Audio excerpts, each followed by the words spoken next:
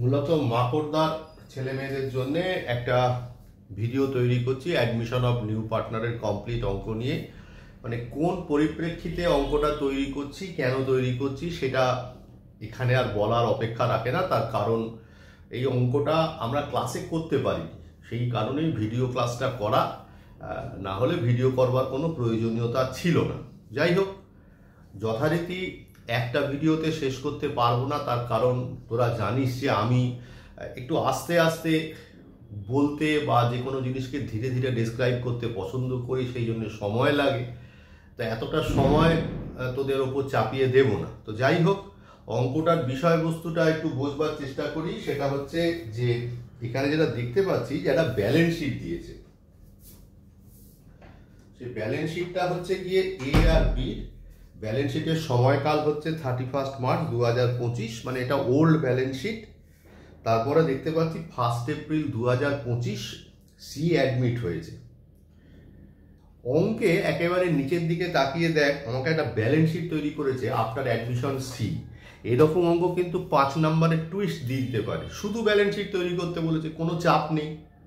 কিন্তু শুধু balance sheet তৈরি করতে গেলে নতুন ব্যালেন্স শিট তৈরি করতে বলছে, মানে এবিসি।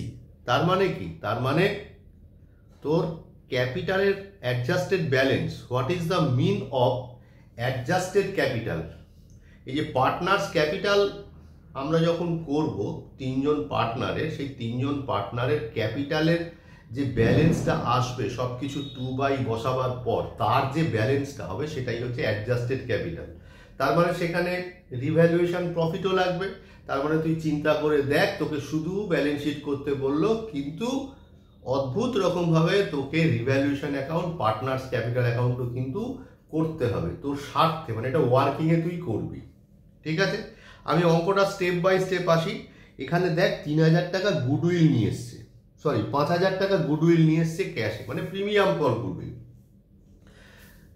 আর এখানে আমরা যেটা দেখতে পাচ্ছি যে নিউ প্রফিট শেয়ারিং রেশিও রয়েছে 2:1।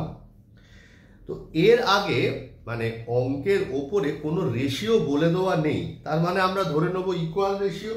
তাহলে প্রথম ওয়ার্কিংস যাব, ওয়ার্কিংসে লিখব computation of sacrificing ratio between A and B, A আর B স্যাক্রিফাইসিং রেশিও আমরা করব। কি নিয়ম? Old ratio minus new ratio. তাহলে ওল্ড রেশিও কত? হাফ, দুজন ছিল। আর নিউ রেশিও হচ্ছে 2:1, মানে 2/5 হাফ মাইনাস 2/5 হলো। কি করলাম? 10 লসাগু নিলাম, 5 কে 5, 5 দুগুণে 10, এখানেও তাই 10, 5, 4, তাহলে কত হলো? 1/10:110। তার মানে আমার স্যাক্রিফাইসিং রেশিও বেরোলো 1:1 হয়ে গেল। এবার কি করব? ডিস্ট্রিবিউশন অফ গুডউইল করব।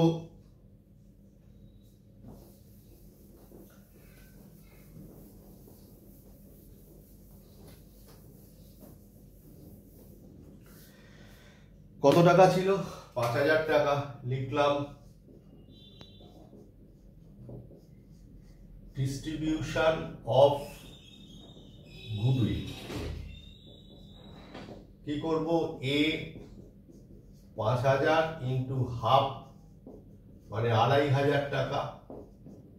আর বি 5000 ইন্টু হাফ, মানে 2500 টাকা হলো। তাহলে আমার এই গুডউইলের ডিস্ট্রিবিউশন হয়ে গেল। এগুলো সব ওয়ার্কিং এ চলছে, কিন্তু এবার আমার কি করতে হবে? একটা রিভ্যালুয়েশন অ্যাকাউন্ট টানতে হবে। এখানে আর in the books of partnership firm লিখতে হবে না, কারণ তো ওয়ার্কিং করছি, অতএব কোনো চাপ নেই। তাহলে রিভ্যালুয়েশন অ্যাকাউন্ট টানবো। লিখলাম রিভ্যালুয়েশন অ্যাকাউন্ট।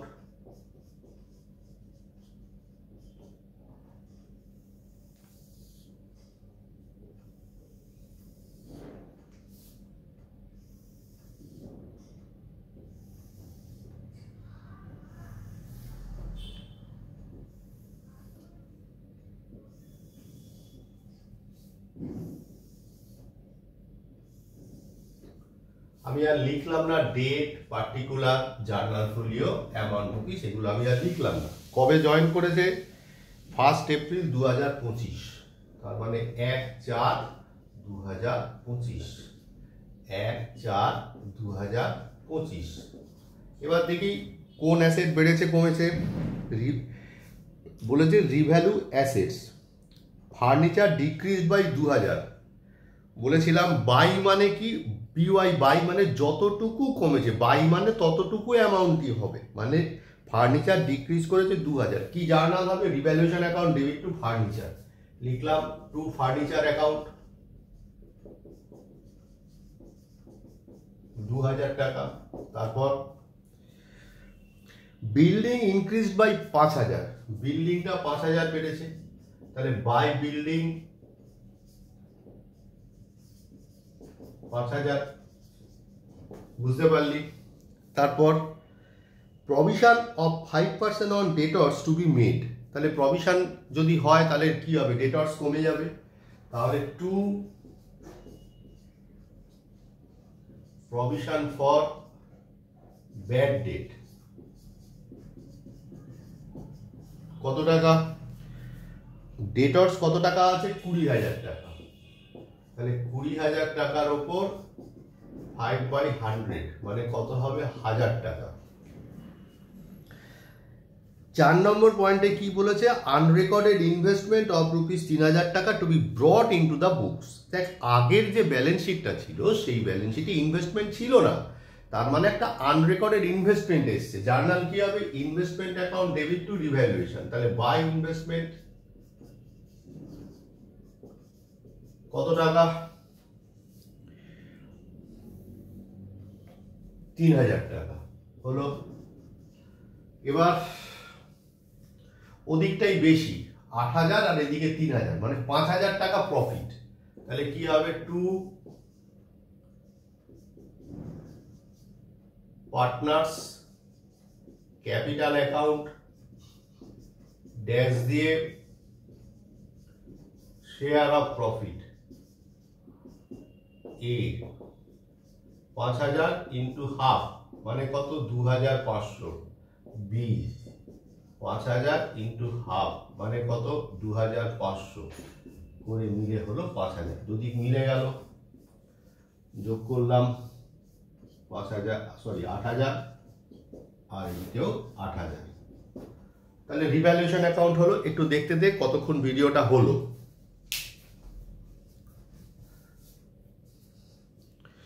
অলরেডি 8 মিনিট হয়ে গেছে, আরো একটু এগোনো যেতে পারে। পার্টনার্স ক্যাপিটালটা আমরা করতে পারি। তাহলে আমরা কি করব? পার্টনার্স ক্যাপিটাল অ্যাকাউন্ট আনবো এবার। তাহলে 2500 হচ্ছে আমার প্রফিট।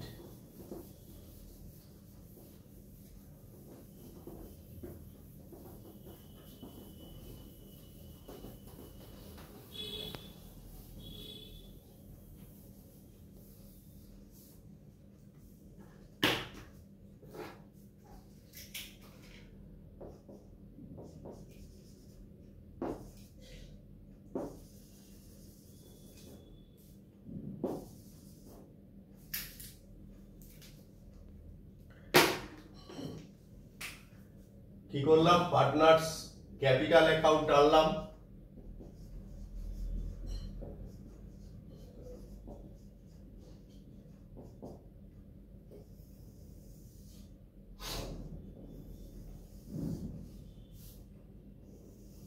তিনজন পার্টনার,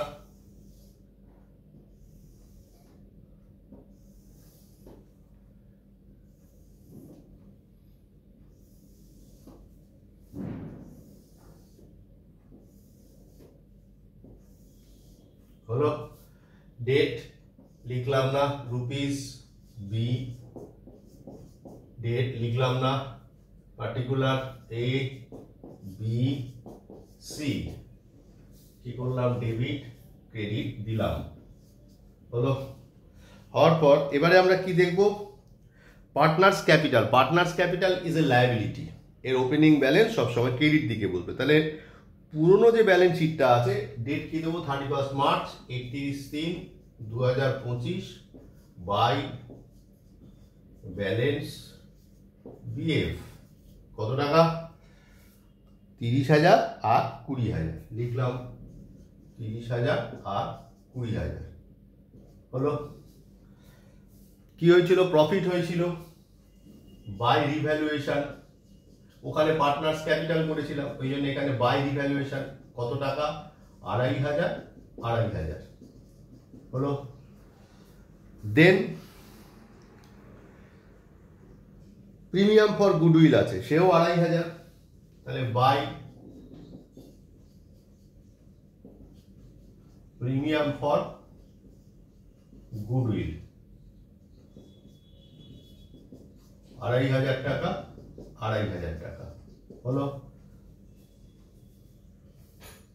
আর কিছু নেই। এবার কি করব? এখানটাতে এইখান থেকে যে ডেটটা হবে 1/4/2025, কারণ এগুলো সব রিভ্যালুয়েশন অ্যাকাউন্ট থেকে টেনেছি। 1/4/2025, তাহলে ব্যালেন্স করব। টু ব্যালেন্স সিডি কত হলো? 30, 2,500 2,500 কত হচ্ছে? 35,000, তাহলে 35,000। ওদিকে কত? 20 আর 5 25,000। আর আরেকটা জিনিস করিনি, সেটা হচ্ছে কি যে সি তো টাকা নিয়ে এসছে, মানে ক্যাপিটাল নিয়ে এসছে কত? 15,000 টাকা। তাহলে 15,000 টাকা যদি সি ক্যাপিটাল নিয়ে আসে, এর জন্য জার্নাল কি হবে? ক্যাশ অথবা bank account debit two capital account. এবার প্রশ্ন হচ্ছে কি করে বুঝবো ক্যাশ হবে না ব্যাংক হবে? দেখ ব্যালেন্স শিটে কি আছে, এখানে ক্যাশ ইন হ্যান্ড আছে, তাহলে লেখ বাই ক্যাশ অ্যাকাউন্ট 20,000 টাকা হলো। তাহলে এটাও হলো 20,000 টাকা। তাহলে এবার কি করব? দুদিক যোগ করব।